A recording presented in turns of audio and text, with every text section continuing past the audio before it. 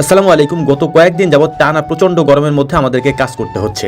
আবহাওয়া যেমনই থাকুক, আমরা যে কাজগুলি করি এই কাজের মধ্যে আবহাওয়ার কোনো বালাই নেই। যখন তখন আমাদের এই কাজগুলি করতেই হবে, এটা খুবই স্বাভাবিক একটা ব্যাপার আমাদের জন্য। সকাল থেকে দুপুর পর্যন্ত প্রচন্ড রোদ থাকে, এর পাশাপাশি প্রচুর পরিমাণে গরম থাকে, যে কারণেই আমরা ভাবলাম যে আজকের কাজগুলি দুপুরের পরে করা যায় কিনা। আজকে যে কাজগুলি আমাদেরকে করতে হবে তার মধ্যে অন্যতম হচ্ছে আমরা আমাদের ধানের জমিগুলিতে আজকে সার প্রয়োগ করব, যে ধানগুলিকে আমরা পরে লাগিয়েছিলাম। প্রথমেই বাজারের দোকান থেকে আমরা আমাদের প্রয়োজন মতো সার এবং কীটনাশক নিয়ে নিয়েছি। এখন এগুলিকে নিয়ে চলে যাব আমরা আমাদের ধানের জমির পাশে। আলহামদুলিল্লাহ 4.5 বিঘার মতো জমিতে আমরা ধান লাগিয়েছি। এর মধ্যে অর্ধেক আমরা একবারে লাগিয়েছি, বাকি অর্ধেক আমরা পরে লাগিয়েছি। তো বাকি অর্ধেকের জন্যই এই কীটনাশক এবং সারগুলি আমরা এনেছি আলহামদুলিল্লাহ। সেটা দেওয়ার জন্য আমরা ড্রাম প্রস্তুত করতেছিলাম। আমাদের এখানে যে ড্রামটা আপনারা দেখতে পাচ্ছেন, এই ড্রামটা মূলত হচ্ছে অটো সিস্টেমের, অর্থাৎ আগে যে ড্রাম দিয়ে আমরা ওষুধ দিতাম সেটা ছিল হচ্ছে হাত দিয়ে চাপ দিতে হতো। আর এখন যে ড্রামটা দিয়ে আমরা ওষুধ দেই বা সার প্রয়োগ করি, মানে কীটনাশক প্রয়োগ করি, এটার মধ্যে তেমন চাপ দিতে হয় না। এটা অটো সিস্টেম, এটা কারেন্টে চলে, চার্জ দিয়ে রাখতে হয়। এটাকে টিপ দিলে এটা অটোমেটিকলি আসে এবং আমরা যে হাতলটা থাকে ওটা দিয়ে শুধু কীটনাশকটা ছড়িয়ে দিই। যদিও এখন একেবারে পরন্ত বিকাল, আকাশে রোদ নেই, তারপরও প্রচন্ড গরমের মধ্যে এই কাজগুলি আমাদেরকে করতে হবে। এর পাশাপাশি আমরা যে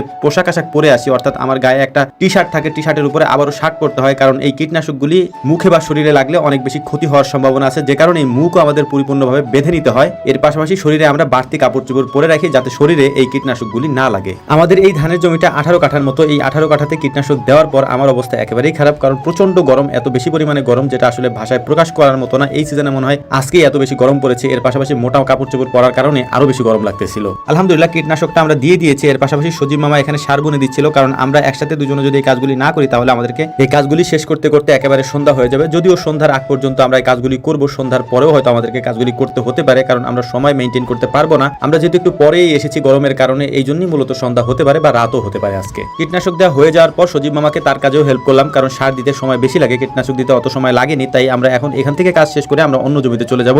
এখানে কাজ শেষ করতে করতে আমাদের প্রায় সন্ধ্যা হয়ে গিয়েছে। এখন আমরা অন্য জমিতে যাব, এখানে কাজ শেষ করতে করতে হয়তো আমাদের রাত হয়ে যাবে। আলহামদুলিল্লাহ আমরা আগে যে ধানগুলি লাগিয়েছিলাম, অর্থাৎ 2.5 বিঘার মতো ধান আমরা আগে লাগিয়েছি, ওই ধানগুলি বেশ ভালোভাবেই বেড়ে উঠতেছে আলহামদুলিল্লাহ। এটা দেখেও অনেক ভালো লাগে। নিজেদের পরিশ্রমের জিনিস যদি ভালোভাবে এভাবে উৎপন্ন হয় তাহলে দেখতেও ভালো লাগে। একটা গুরুত্বপূর্ণ বিষয় আজকেও বলে দিচ্ছি, সেটা হচ্ছে আমাদের যে অফিসিয়াল নাম্বারটা গুগল ম্যাপে দেওয়া রয়েছে, ওই নাম্বারটা শুধুমাত্র যারা ঘি অর্ডার করেন বা আমাদের কাছে কোনো কিছু অর্ডার করতে চান তাদের জন্যই দেওয়া হয়েছে। তো আপনারা যারা আমার সাথে কথা বলতে চান তারা কাইন্ডলি আমাদেরকে ফোন দিবেন রাত 9টা থেকে 10টা প্রতিদিন। এই 1 ঘন্টা খামার রিলেটেড সকল পরামর্শ এবং চিকিৎসা নিয়ে আমরা আপনাদের সাথে কথা বলে থাকি প্রতিদিন। এটা আপনারা হয়তো অনেকেই জানেন। তবে ওই নাম্বারে শুধুমাত্র ঘিয়ের অর্ডার এবং আমাদের কাছে যেগুলি পাওয়া যায় সেগুলি অর্ডার করার জন্য আপনারা কল দিন। আমার সাথে কথা বলার জন্য রাত 9টা থেকে 10টা বিসমিল্লাহ এগ্রোর এই পেজে আমাদেরকে কল দিন। এটা আপনাদের কাছে আমাদের আকুল আবেদন এবং অনুরোধ থাকবে ইনশাআল্লাহ। তো আমাদের জন্য দোয়া করবেন। আসসালামু আলাইকুম ওয়া রাহমাতুল্লাহ।